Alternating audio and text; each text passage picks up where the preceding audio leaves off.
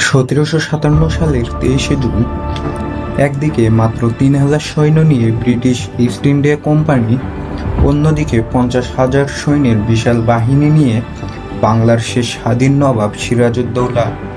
আপাত দৃষ্টিতে নবাবের জয় নিশ্চিত মনে হলেও মাত্র কয়েক ঘন্টার মধ্যেই বদলে গিয়েছিল পুরো বাংলার ইতিহাস। শুরু হয়েছিল 200 বছরের পরাধীনতা। কিন্তু কিভাবে ঘটেছিল এই অবিশ্বাস্য পরাজয়? কেন মাত্র কয়েক ঘন্টার যুদ্ধে মীর জাফর বাংলার ভাগ্য বিক্রি করে দিয়েছিলেন? আজ আমরা জানব পলাশীর যুদ্ধের সেই রোমাঞ্চকর ও নির্মম ইতিহাস। 1756 সালে মাত্র 22 বছর বয়সে বাংলার নবাব হন সিরাজউদ্দৌলা। তরুণ নবাবের এই সিংহাসন আহরণ অনেকেই মেনে নিতে পারেননি, বিশেষ করে তার খালা ঘসেটি বেগম এবং সেনাপতি মীর জাফর। অন্যদিকে ব্রিটিশ ইস্ট ইন্ডিয়া কোম্পানি নবাবের অনুমতি ছাড়াই কলকাতায় দুর্গ তৈরি করেছিলেন এবং কর ফাঁকি দিচ্ছিল। নবাব ইংরেজদের এই ধৃষ্টতা মেনে নেননি। তিনি কলকাতা আক্রমণ করে ইংরেজদের তাড়িয়ে দেন। এই অপমান সইতে না পেরে লর্ড ক্লাইভ মাদ্রাজ থেকে বিশাল সৈন্যদল নিয়ে বাংলার দিকে রওনা হন। নবাবকে ক্ষমতাচ্যুত করতে লর্ড ক্লাইভ এক চরম ষড়যন্ত্রের জাল বোনেন। এই জালে পা দেন নবাবের বিশ্বস্ত মানুষ, প্রধান সেনাপতি মীর জাফর। তার সাথে যোগ দেন বাংলার প্রভাবশালী ব্যবসায়ী জগৎ শেঠ রায়দুল্লভ এবং উমিচাঁদ। ইংরেজদের সাথে মীর জাফরের গোপন চুক্তি হয়। যুদ্ধে ইংরেজদের সাহায্য করলে সিরাজউদ্দৌলাকে সরিয়ে মীর জাফরকে বাংলার নবাব বানানো হবে। তরুণ নবাব সিরাজ তার চারপাশের এই বিশ্বাসঘাতকতার কথা টেরই পাননি। 23শে জুন সকাল 8টা পলাশীর ময়দানে শুরু হয় যুদ্ধ। নবাবের পক্ষে মীর মদন এবং মোহনলাল ইংরেজ বাহিনীর উপর প্রচণ্ড আক্রমণ চালায়। ইংরেজরা পিছু হটতে বাধ্য হয়, কিন্তু দুপুরের দিকে হঠাৎ শুরু হয় তুমুল বৃষ্টি।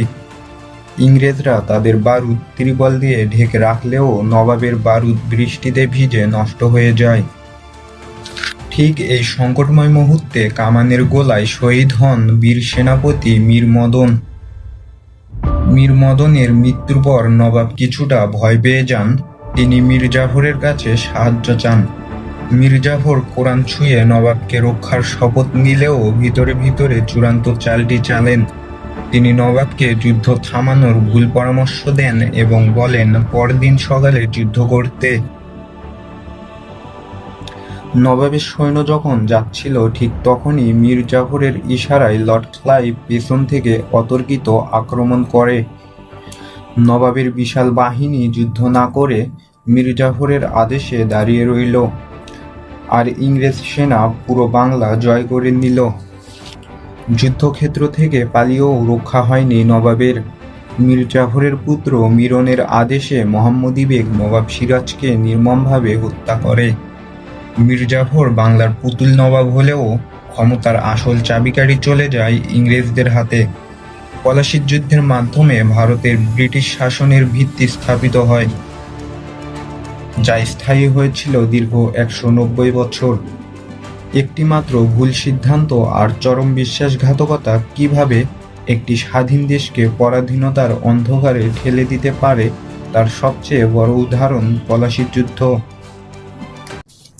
আপনার কি মনে হয় মীর জাফর বিশ্বাসঘাতকতা না করলে আজ বাংলার ইতিহাস কেমন হতো? কমেন্ট করে আমাদের জানান। আর ভিডিওটি ভালো লাগলে লাইক শেয়ার করতে ভুলবেন না। ধন্যবাদ।